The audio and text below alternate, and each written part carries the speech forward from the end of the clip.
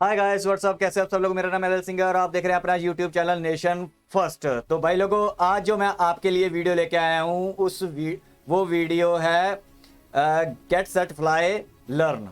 ठीक है, तो इसका मैंने लिंक डिस्क्रिप्शन में दे दिया है। बहुत अच्छी वीडियो है, मैडम है, हमारी सिस्टर है इंडिया की, बहुत अच्छी वीडियो बनाती है, फैक्ट एंड फिगर्स पे बनाती हैं। तो मैंने इसका लिंक दे दिया डिस्क्रिप्शन में, आप जरूर इनको सब्सक्राइब करो। मैं हमेशा बोलता हूँ, इंडियन यूट्यूबर को हमेशा सपोर्ट करो, हमेशा सपोर्ट करो।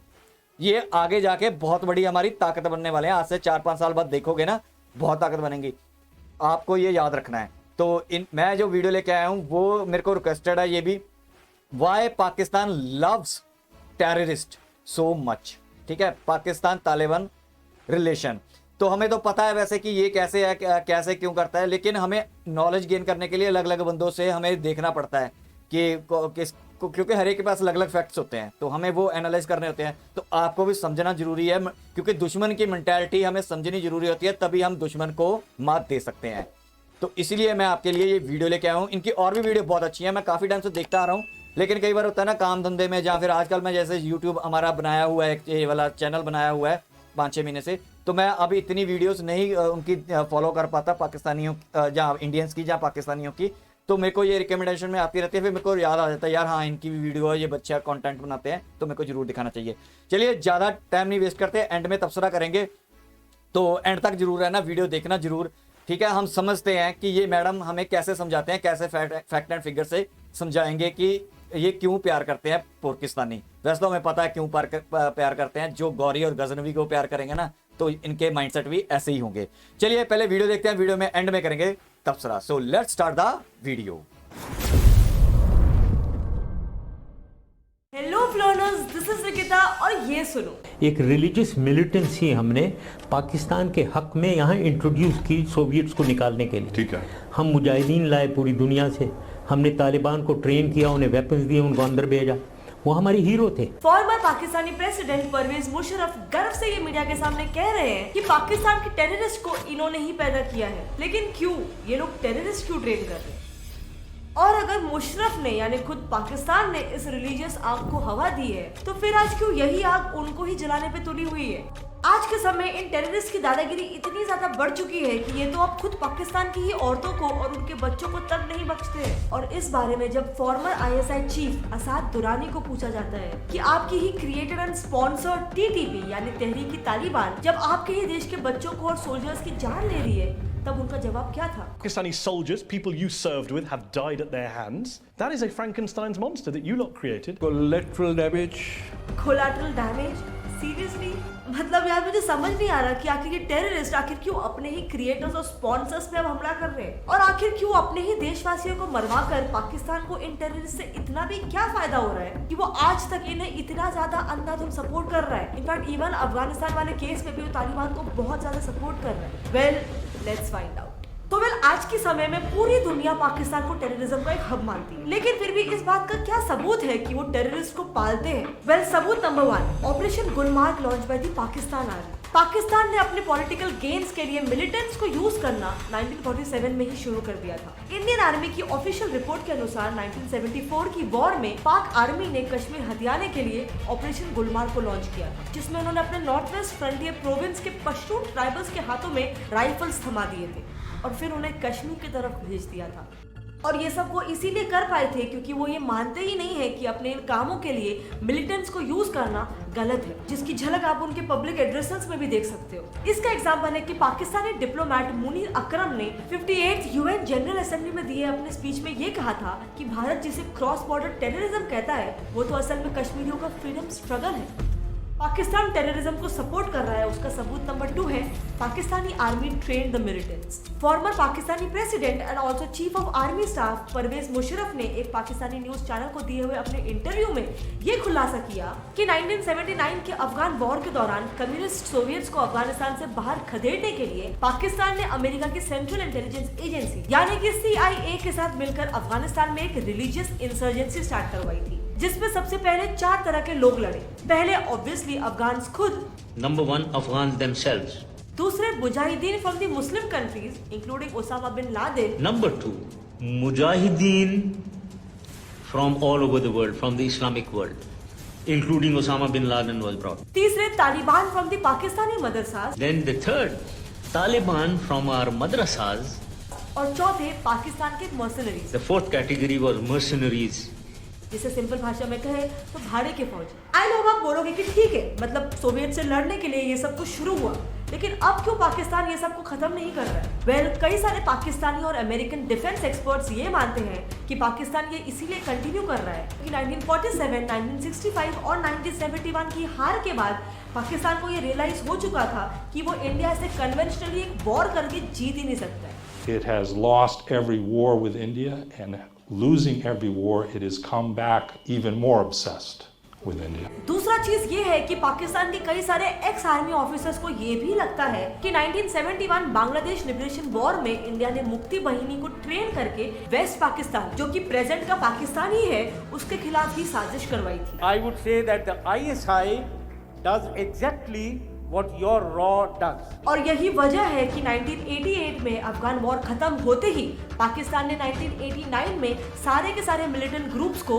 अपनी शहरत यानी कश्मीर की तरफ डाइवर्ट कर दिया था। अब इतना सब होते हुए देख के और सुन के former US secretary of state Hillary Clinton ने पाकिस्तान के बारे में ये कहा था कि you can not breed snakes in your backyard hoping that they will only bite your neighbours. वो आपको भी कभी ना कभी जरूर काटेंगे, और काटेंगे क्या, काट रहे हैं। मतलब पाकिस्तान को खुद के ही पाले हुए सांपों से प्रॉब्लम्स हो रही है, लेकिन कैसे टाइप की प्रॉब्लम्स? वेल, पाकिस्तान इन अपने ही टेररिस्ट की वजह से क्या क्या प्रॉब्लम्स झेल रहा है, ये जानने से पहले मैं आपको बताना चाहूंगी कि इंटरेस्टिंग ट्रेडिंग प्लेटफॉर्म बाइनामो के बारे में। बाइनामो दोनों ऐप स्टोर और प्ले स्टोर में अवेलेबल है और इसमें आप अलग अलग एसेट्स में ट्रेड कर सकते हैं, जैसे कि गूगल, एप्पल, गोल्ड, बिटकॉइन और तो और अलग अलग फॉरेन करेंसीज जैसे कि यूएस डॉलर्स और यूरोस में भी आपको 90% तक का प्रॉफिट मिल सकता है। इस प्लेटफॉर्म में आपको कोई भी एसेट को चुनना है और ये फोकस करना है कि उसकी वैल्यू बढ़ेगी या घटेगी। देखो, मैं आपको एक एग्जांपल से बताती हूँ। मैं यहाँ पर एक 700 रुपए का ट्रेड अप करती हूँ कि इस एसेट की वैल्यू बढ़ेगी, और अब थोड़ा सा वेट करते हैं एंड यस, मेरा फोकस करेक्ट निकला।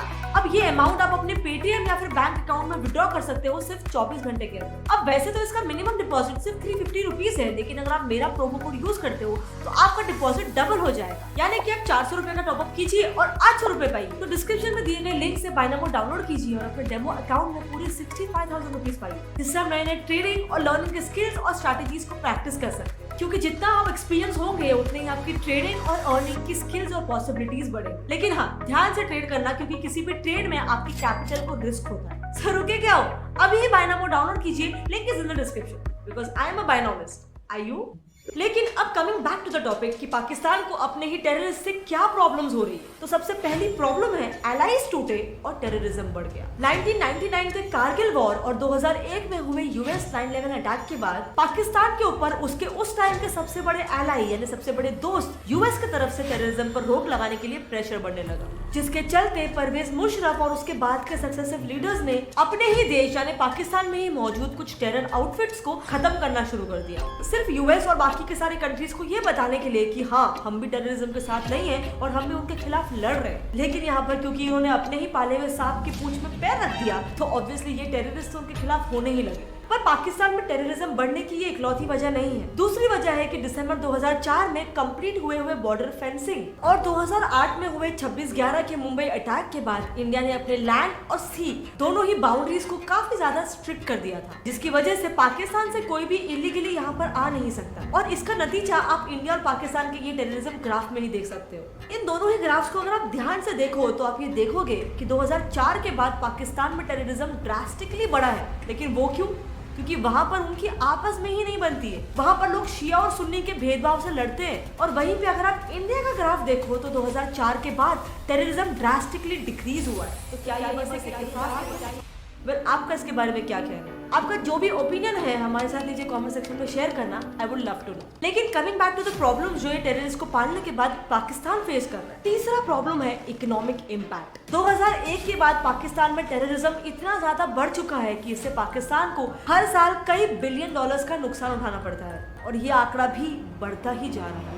इनफैक्ट जून 2021 के रिपोर्ट्स के अनुसार पाकिस्तान को टेररिज्म की वजह से पिछले फाइनेंशियल ईयर में ही तकरीबन $38 बिलियन का नुकसान उठाना पड़ा था, जो कि उसकी जीडीपी का ऑलमोस्ट 13% है। इसके अलावा पाकिस्तान के बढ़ते टेररिज्म की वजह से कई सारे टूरिस्ट पाकिस्तान में कदम तक नहीं रखना चाहते हैं, जिसकी वजह से पाकिस्तान की टूरिज्म इंडस्ट्री पर भी बहुत ज्यादा फर्क पड़ा है। और इसे समझने के लिए आप इस ग्राफ को देख सकते हैं। इसमें क्लियरली दिख रहा है कि पाकिस्तान की टूरिज्म पर 2011 के बाद कितना ज्यादा असर पड़ा है। एंड फाइनली पाकिस्तान के इन टेररिस्ट ऑर्गेनाइजेशंस को सपोर्ट करने की वजह से जो चौथी प्रॉब्लम हो रही है वो ये है कि पाकिस्तान की यूथ में ड्रग एडिक्शन बढ़ रहा है। पाकिस्तान में 1947 से ही पॉलिटिकल इंस्टेबिलिटी होने की वजह से पाकिस्तान के इंडस्ट्रियल सेक्टर को कभी भी फलने फूलने का मौका ही नहीं मिला। और 1999 के कारगिल वॉर के बाद तो यूएस से मिलने वाले फंड्स में भी बहुत ज्यादा गिरावट देखने को मिली, और जिसकी वजह से पैसों की तंगी के कारण पाकिस्तान के अंदर ओपियम जैसे ड्रग्स की खेती बढ़ने लगी। एंड ऑब्वियसली गरीबी और बेरोजगारी के चलते वहाँ के बहुत सारे लोग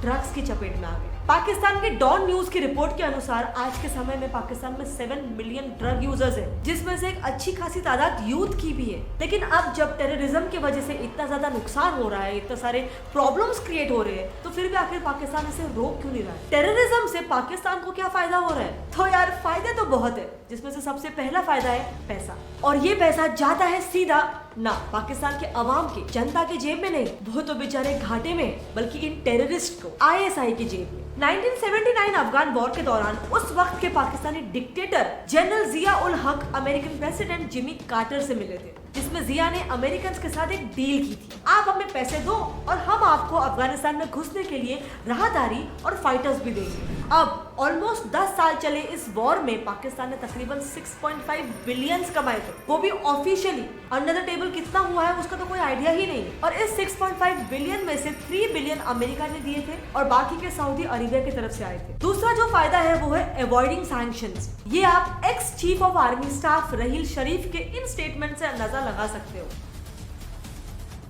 पाकिस्तानी डीप स्टेट यानी कि आर्मी और आईएसआई की हमेशा से ये एक स्ट्रैटेजी रही है कि अपने मिलिटेंट्स का इस्तेमाल करके अपने पॉलिटिकल गोल्स हासिल करने की कोशिश करो, और इसके बाद गोल्स को हासिल करने के बाद अगर कोई देश हम पर उंगली उठाए तो हम तो भाई बस अपना हाथ खड़ा करके ये कह देंगे कि टेररिज्म के सबसे बड़े विक्टिम्स तो हम ही खुद है। एंड इसके अलावा पाकिस्तान के टेररिज्म को सपोर्ट करने का तीसरा सबसे मेजर फायदा है defence. Stockholm international peace research institute SIPRI द्वारा पब्लिश्ड एक रिपोर्ट के अनुसार अफगान वॉर के खत्म होने के बाद पाकिस्तानी डीप स्टेट ने अपने पैदा किए हुए इन सारे मिलिटेंट ग्रुप्स को अपने फर्स्ट लाइन ऑफ डिफेंस के तौर पर देखना शुरू कर दिया। यानी अगर कल को इंडिया इन पर आक्रमण करता है तो सबसे पहले ये मिलिटेंट्स लड़ेंगे और उसके बाद ही पाकिस्तानी आर्मी, ताकि ऑब्वियसली उनके आर्मी को ज्यादा नुकसान ना पहुंचे और उन्हें ज्यादा मेहनत करने की जरूरत भी ना पड़े। अब देखो यार, मैं एक इंडियन हूँ और शायद इसीलिए मेरी तरह आप भी पाकिस्तान की वजह से बढ़ते टेररिज्म से काफी ज्यादा इरिटेटेड फील करते होंगे। पर फ्लर्नर्स, इस टॉपिक के रिसर्च के दौरान मुझे कुछ ऐसी चीजें भी पता चली है तो शायद आपको भी मालूम पड़नी चाहिए, just to have a wider perspective. बात यह है कि पाकिस्तान में कभी भी कोई भी पॉलिटिकली इलेक्टेड गवर्नमेंट को वहाँ की मिलिट्री ने ज्यादा टाइम तक टिकने को ही नहीं दिया है। आप मानोगे नहीं, लेकिन साल 2002 तक पाकिस्तान में एक भी ऐसा पॉलिटिकली इलेक्टेड PM नहीं रहा जिसने अपना पूरा 5 साल का टेन्योर कंप्लीट किया हो, क्योंकि हर बार जब भी कोई सरकार चुनकर आती थी तो उस PM को कुछ ही सालों में या तो असैसिनेट कर दिया जाता था, या फिर देश से भगा दिया जाता था, या फिर जेल में डाल दिया जाता था। इनफैक्ट पाकिस्तान में तो आज तक 3 बार मिलिट्री कूच हो चुके हैं, यानी कि 3 बार सडनली एग्जिस्टिंग गवर्नमेंट को मिलिट्री ने आकर भगा दिया है और टेक ओवर कर दिया है। पहला coup by general Ayub Khan in 1958, दूसरा by Zia ul Haq in 1977 and lastly by Pervez Musharraf in 1998। तो जिस कंट्री को कभी स्टेबिलिटी नसीब ही नहीं हुई, हम उससे कैसे बिहेवियर में अच्छे मार्क्स एक्सपेक्ट कर सकते हैं? आपका इसके बारे में क्या ओपिनियन है, और क्या आपके पास इन टेररिस्ट से डील करने के लिए दूसरे कंट्रीज क्या क्या चीजें कर सकते हैं,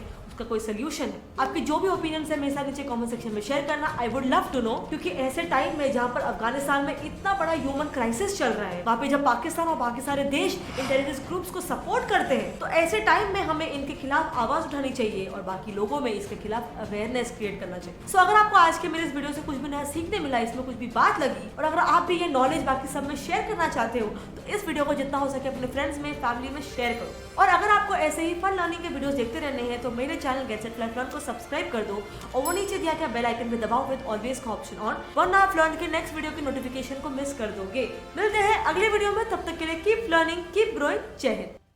तो भाई लोगों, यहाँ होगी वीडियो खत्म। आप लोगों ने देख लिया। सिस्टर ने लास्ट में ये बोला कि इससे लड़ने के लिए हमें क्या करना चाहिए। जो टेररिज्म है। भाई हमें तो कुछ नहीं करना चाहिए पाकिस्तान में लड़ने के लिए, पाकिस्तान खुद लड़ता रहे। हमें एक काम करना चाहिए, पाकिस्तान के साथ हमें ट्रेड बंद करना चाहिए। पाकिस्तान के साथ हमारा वीज़ा, कोई भी वीज़ा पाकिस्तानी को नहीं मिलना चाहिए। अभी मैंने रिसेंट एक बात सुनी है कि एक लड़की को यहाँ पे बुलाया गया था, उसकी 90 डिग्री गर्दन नीचे हो गई थी, कोई ऐसा था डिजीज़ उसको, जब गिर गई थी वो, तो उसके बाद उसके प्रॉब्लम आ गई थी बचपन में। तो ये इंडिया के डॉक्टर हैं हमारे, उन्होंने उसको ठीक किया है। तो उसकी न्यूज़ अभी मैंने देखी है 1-2 दिन पहले ही। तो यार अभी कईयों को तरस आ जाएगा उसकी शक्ल देख के या कुछ करके। भाई पता क्या होता है, दिमाग काम नहीं करता, दिल नहीं मानता इन लोगों के लिए। रीज़न क्या है कि जो लड़की ठीक की है उसके जो बच्चे पैदा होंगे वो कल को क्या करेंगे? वो क्या पॉलिटिशियन बन के इंडिया के खिलाफ बोलेंगे? क्या पॉलिटिशियन या आतंकवादी बन के इंडिया में हमला करेंगे? ये डर लगता है, ठीक है। इसलिए मैं इनह्यूमन हूँ पाकिस्तानियों के लिए। मैं पाकिस्तानियों को ह्यूमैनिटी मेरे को दिखाई नहीं होती, क्योंकि इनको जितना एक बंदा अच्छा है उसके आगे जो 4 बच्चे होंगे वो कैसे निकलेंगे, वो समझ से बाहर है। क्योंकि इनके डीएनए में घुस चुका है, इनकी बुक्स में लिख के इनको यही पढ़ाया जाता है कि इंडिया से नफरत करनी ही करनी है, इंडिया को मारना ही मारना है, जो मर्जी हो जाए। बाकी जो कई लोग कहते हैं कि पाकिस्तान में इमरान आ जाए, वो चले जाए, वो आ जाए, वो चले जाए। देखो भाई, जो मर्जी आए जाए, ठीक है, इनका ये डरपोक कौम है, ये इंडिया से सीधा मत्था नहीं ले सकते। जो डरपोक आदमी होता है ना, वो ऐसे अपने डिफेंस, जैसे इन्होंने फर्स्ट डिफेंस का यही रखा हुआ है कि आतंकवादियों को आगे करेंगे जब लड़ाई होगी, क्योंकि इनको डरपोक कौम है।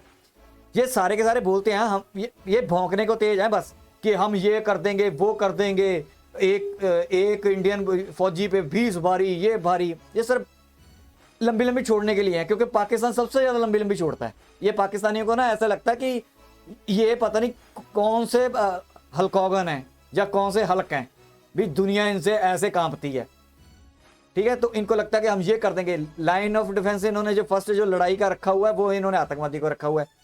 इनको इतनी हिम्मत हो तो मत्था ले इंडिया से, सीधा फौज टू फौज आ जाए।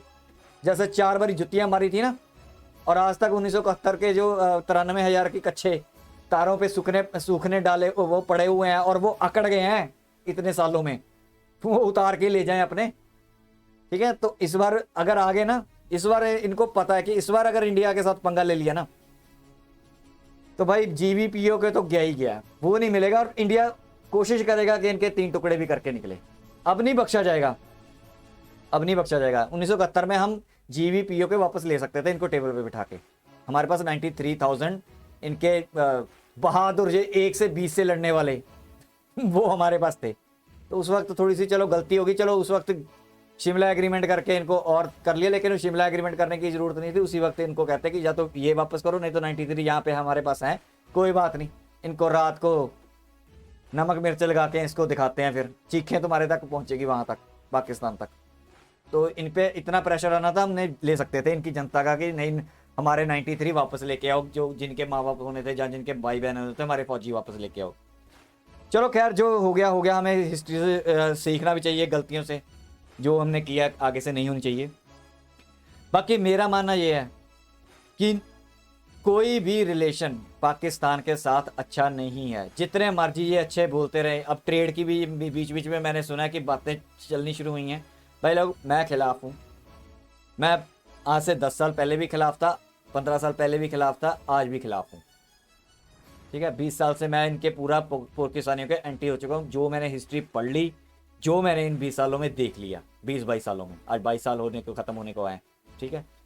मैं इस कंक्लूजन पे, मैं कोई बड़ा अपने आप को ये नहीं मानता कि मैं बड़ा एनालिस्ट हूँ या बहुत तगड़ा हूँ। मेरा दिमाग जो है ना, वो यही मानता है कि नहीं, जितना मर्जी आप इनको कर लो, जितना मर्जी आप इनको कर लो, दूध पिला दो, ठीक है। ये एक सांप हैं, ये काटेंगे। हिलरी क्लिंटन ने इनके आतंकवादियों को बोला था, मैं पुरखियों को बोलता हूँ कि ये सांप है, जिस दिन इनके पास पावर आ जाएगी ना, उस दिन काटेंगे। और मैं एक और बात बताता हूँ, मैं इतना खुश होऊंगा ना जिस दिन ये श्रीलंका की तरह ये पाकिस्तान कोलैप्स होगा ना, मैं यहाँ बैठ के आपको लाइव ला के केक काटूंगा, मैं यहाँ सेलिब्रेशन करूँगा। मैं इतनी नफरत करता हूँ पाकिस्तानी से, हर एक से करता हूँ मैं। ये कहते हैं ना कि उससे नहीं करना चाहिए, उससे नहीं करनी चाहिए, नहीं भाई, बच्चे उन्हीं के ही हैं, ठीक है, माँ बाप उन्हीं के ही हैं जो इंडिया जो उन्होंने पढ़ा हुआ है, जो इंडिया के टुकड़े के, जहाँ इंडिया के बारे में हम उस वक्त हम चीखे मारते हैं जब वो हमारे यहाँ कांड कर देते हैं, फिर नफरतें जागती हैं, वो भी 1-2-4 महीने के लिए जागते हैं, फिर शांति से बैठ देते हैं, फिर अमन की आशा वाले गुन गाते हैं। ना करो भाई, ना करो, ना करो।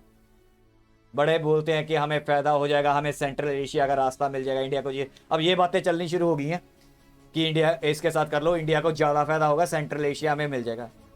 शर्म कर लो, शर्म। इसी रास्ते से अंदर आएंगे ये, इसी रास्ते से, याद रखना। खोलो ट्रेड, उसी ट्रेड में उसी जो ट्रेड करोगे ना, उसी ट्रकों में बैठ बैठ के ये एंट्रियाँ मारेंगे, उसी ट्रकों में ये अफीम, ये ड्रग्स, उसी ट्रकों में वो इंडिया में आएंगी, उसी ट्रकों में। और इंडिया आगे तक तो पहुंचेंगी नहीं, क्योंकि कंजम्पशन के लिए पंजाब काफ़ी है, दिल्ली तक जाएंगी, दिल्ली, राजस्थान, हरियाणा, ये ड्रग एडिक्ट बनाएंगी। और ये जिस दिन ये कमज़ोर हो गया ना एरिया, उस दिन ये आगे आ जाएंगे।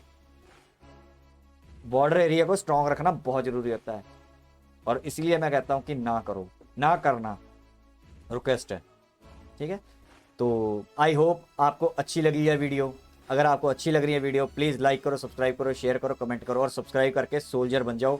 जैसे कि मैंने अपनी वीडियो में दिखा रहा हूँ, हमारा काम है जो पाकिस्तानियों का जो प्रोपेगेंडा फैलाते हैं हमारे यहाँ पे, और हमारे यहाँ पे प्रोपेगेंडा फैला के यूट्यूबर उनके पोर की, और हमारे से ही पैसा कमा के उसमें ले जाते हैं, उसको रोकना नेशन फर्स्ट का काम है। तो हमारा काम वो चल रहा है, वो बैक एंड पे चलता है। ये आपको वीडियो इसलिए दिखाई जाती है क्योंकि दुश्मन पे नज़र आपको भी रखनी है।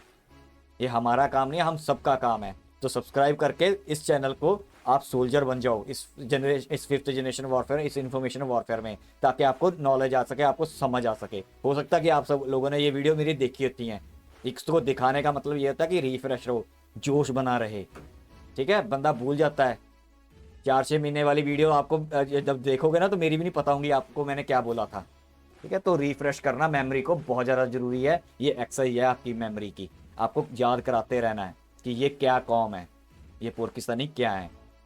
तो मैंने बाकी लिंक डिस्क्रिप्शन में दे रखा है। अगर आप देश के और ज़्यादा आप थोड़ा सा करना चाहते हो, ठीक है, हिस्सा लेना चाहते हो इस 5th जनरेशन इंफॉर्मेशन वॉरफेयर में, तो मैंने टेलीग्राम का लिंक दे रखा है डिस्क्रिप्शन में, वहाँ पे जाओ। वहाँ पे मैंने मेरा अपना टेलीग्राम का पर्सनल DM भी कर सकते हो, मैं आपको उसमें डाल दूँ। वहाँ पे हमारे काम चल रहे हैं, ये स्ट्राइकों वगैरह का या दूसरा जो भी काम होता है, ठीक है, वो आपको जब वहाँ पे ज्वाइन कर लोगे तो समझ आ जाएगी। तो मेरी आप सबसे रिक्वेस्ट है, जो भी ये चैनल को देख रहा है अपने प्लेटफॉर्म पे, इतनी रिक्वेस्ट है, आप कमेंट डालते हो, बहुत अच्छा लगता है, मैं सबके कमेंट पढ़ता हूँ। आप एक और काम किया करो, अपने जो आपके प्लेटफॉर्म है ना, जैसे ट्विटर हो गया, फेसबुक हो गया, उसको लिंक डाल दिया करो उस पर, और वहाँ पे लिख दिया करो नेशन फर्स्ट को सब्सक्राइब करो, इंडिया को सपोर्ट करो, ताकि हमारे पास और आ सके, ताकत बन सके। ताकत, जितनी ताकत बनते जाएंगे उतना मुंह तोड़ जवाब हम भी देते जाएंगे पुर्खियों को। ये आगे वाले मैं हमेशा बोलता हूँ 4-5 साल में आप याद करोगे मेरी बातें, अगर रहेगी आपको याद कि 4-5 साल बाद अगर हमने आज अपने इंडियन यूट्यूबर को इन इन्फॉर्मेशन वॉरफेयर में साथ ना दिया ना, तो पछताने के अलावा हमारे पास कुछ नहीं रह जाएगा। उनके जो ISI है वो फंड करती है उनको, $500 मिलियन का उनका फंड है। आज मैं आपको बता देता हूँ, जो ये यूट्यूब चलाते हैं या जो प्रोपेगेंडा फैलाते हैं ना, ISI का फंड है 500 मिलियन डॉलर का। चाहे वो भूखे मरते हैं, लेकिन इस काम में वो आगे हैं। हमारी गवर्नमेंट तो 5 रुपये तक नहीं सपोर्ट करती, वो खुद इतनी ढीली रहती है कि अगर उसको हमने 50 मेलें डाली हैं कि ये वाला चैनल प्रोपेगेंडा कर रहा है, बस रिप्लाई बैक ही नहीं, कोई नहीं आता वहाँ से, कोई इनको ध्यान। वो तब जागते हैं जब पानी सर से ऊपर गुजर जाता है, फिर 1-2 चैनल को बंद कर लेते हैं, 4-5 चैनल को बंद कर लेते हैं। उससे क्या हो जाता है? ये तो रेगुलर हमें चेक रखना पड़ेगा। सरकार नहीं कर रही, उस सरकार की जगह के हमने अपने ऊपर ले लिया कि ठीक है आप नहीं करोगे तो फिर हमें करना पड़ेगा। कभी तो आप जागोगे, कभी तो हमारा साथ दोगे, ठीक है। हमें फंड वगैरह, पैसे वगैरह ना हमें मेरे को चाहिए यहाँ से, ना मेरे को गवर्नमेंट से चाहिए। बस गवर्नमेंट को हम जो रिक्वेस्ट करते हैं, जो हमारे ध्यान में आती है चीज़ें, गवर्नमेंट को उसके ऊपर हमें बताना चाहिए कि आप एक्शन कर सकते हो, नहीं कर सकते। एटलीस्ट हमें इतना तो मेल करके वापस कर दो। कई 100 मेल्स हमने डाल चुके हैं गवर्नमेंट ऑफ इंडिया को इसके रिगार्डिंग ही। पीछे चलता रहता है, जैसे मैंने आपको बोला है कि वो हमारा काम चलता रहता है। तो यहाँ तक की वीडियो, आई होप अगर आपको ये चैनल की वीडियो अच्छी लगती है, लाइक करो, सब्सक्राइब करो, शेयर करो, कमेंट करो, ठीक है। तो यहाँ तक की वीडियो मिलेगा नेक्स्ट वीडियो में, तब तक के लिए जय हिंद।